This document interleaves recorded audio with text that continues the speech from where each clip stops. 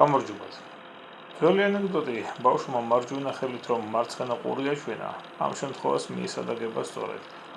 eBay-ზე და AliExpress-ზე ჩინელი გამყიდველებისაგან ნაყიდ პროდუქციას ვამისამართებ ქართველი გადამზიდავების ამერიკის ოფისში და არა ჩინეთის, თუმცა იმავე გადამზიდავს ჩინეთშიც აქვს ოფისი. ეხლა რატომ ვაკეთებ ამას? პირველი, ამერიკაში ტრანსპორტირება როგორც წესი თითქმის იგივე დროს მოითხოვს, რაც ჩინეთის შიგნით სჭირდება. ორი დღე იყო სხვაობა. ყიდვიდან ამერიკის ოფისში მიტანამდე 10 დღე გადის, როცა ჩინეთის შიგნით გადაზიდვაში 7-8 დღე მაინც იხარჯება. ამერიკა-ჩინეთის ტვირთბრუნვა ძალიან დიდია და გამყიდველებს მონახული ყავთ გადამზიდი უნიუნი, რომელსაც საკმაოდ კარგ ფასად, გამყიდველებისათვის კარგ ფასად გადააქვს ნივთები, თანაც სწრაფად.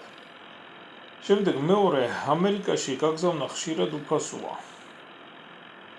შემდეგ მესამე მიზეზი, ჩინეთიდან საქართველოში ტრანსპორტირება უფრო ძვირია ვიდრე ამერიკიდან საქართველოში.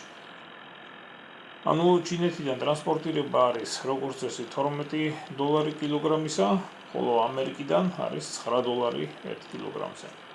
და ბოლოს ამერიკიდან ტვირთი უფრო ჩქარა ჩამოდის ვიდრე ჩინეთიდან, ზოგჯერ 4 დღეშიც კი ჩამოდის ამერიკიდან. შედეგად ჩინეთში ნაყიდი ნივთი იგივე გადამზიდავით ამერიკის გავლით ჩამოდის უფრო იაფად ვიდრე პირდაპირ ჩინეთიდან. ჩემი გამოცდილება ასეთია. ნახვამდის მომავალ შეხვედრამდე.